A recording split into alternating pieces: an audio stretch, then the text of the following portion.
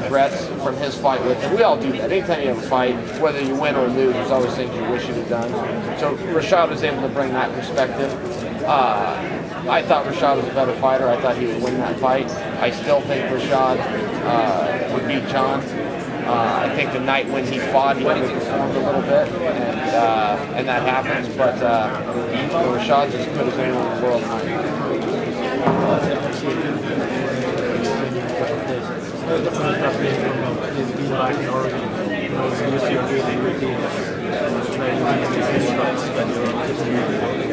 Yeah, it's different. I like it. I don't like to leave home. I don't usually leave my couch unless I have to. I never leave my city of West Lynn, and when I have to leave the state, it's tough. Being on the road is tough, but I don't find time I make it. It means I got to sleep less to get everything done. Then I'll just sleep less. But I won't go to bed without getting my work done. How much better? Someone is a sign of people that allow I'm sure that you learned a lot. What did you take away from those fighting? Is there something you can apply to there, whether it be techniques or something like this? Yeah, well, I took a lot more than I gave, and this wasn't Jon and I's event. Coach Jones and Coach Sonnen, if we wanted it to be about us, we should have had the courage to enter the tournament, and we didn't. We had the courage to stand on the sidelines and yell instructions to the guys with the courage to win the tournament. It was their process. We were fortunate enough to be along for the ride. It was the best experience I've ever had in this industry. I wouldn't trade it for anything. I love those guys, and I will forever. Some serious betting going on. It was all pretty right. All serious stakes here. Now, what is that stake other than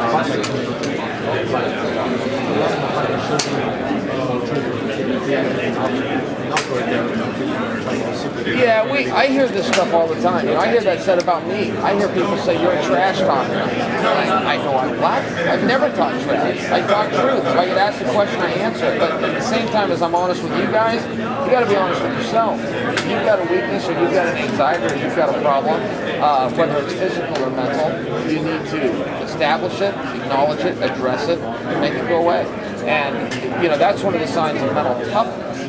Uriah Hall doesn't realize, but him coming out and talking about that and saying, I want to work in this area, is a sign of toughness. It's a sign of courage. And human beings don't like to admit their weaknesses, especially males, especially fighters. We like to act like we're impervious to that stuff. Uriah Hall was so strong mentally that he was able to discuss his weaknesses. And he doesn't realize that. He doesn't realize that he's ahead of the curve. He thinks he's behind him. Once he realizes he's not, he's going to be even more unstoppable.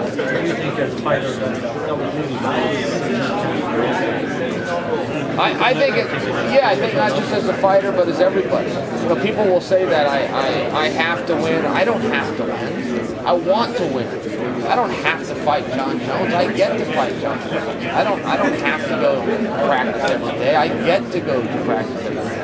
And failure is an option. Failure is always there. I hear people say that all the time. Failure's not an option. That's just a dumb thing to say. Failure is always an option.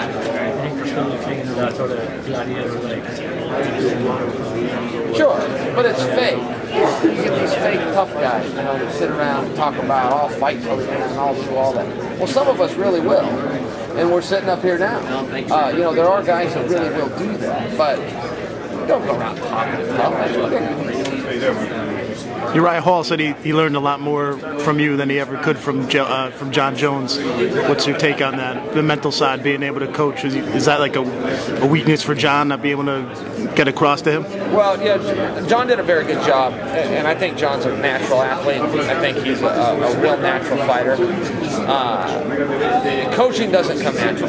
Coaching is a skill that has to be developed, and especially in a set like the Ultimate Fighter, where you're dealing with multiple different personalities, different stress levels, different weight classes, different ethnicities. They come from different cultures, and you've got to manage them all at one time. And that's a skill I've developed through working with kids for the last 11 years, my kids' wrestling team. So I appreciate that from Uriah. I learned a lot from Uriah Hall, but we're just getting started. As great as Uriah Hall is, wait until you see when we're done. Would you like to coach after your career? I don't want to coach anything other than kids wrestling. I won't coach MMA. but I will work with my guys. I will work with guys from the Ultimate Fighter for sure, forever. And what are the benefits of you fighting at 205 as opposed to 185? It's just a relief. I mean, it's the same weight class. 20 pounds is nothing. It's the same thing. There's no such thing as a size advantage when it's only 20 pounds. That's nothing. But it's 20 pounds I don't have to lose, and I'm very happy about that. I usually don't sleep fight week. Sometimes it's as little as 1 hour a night.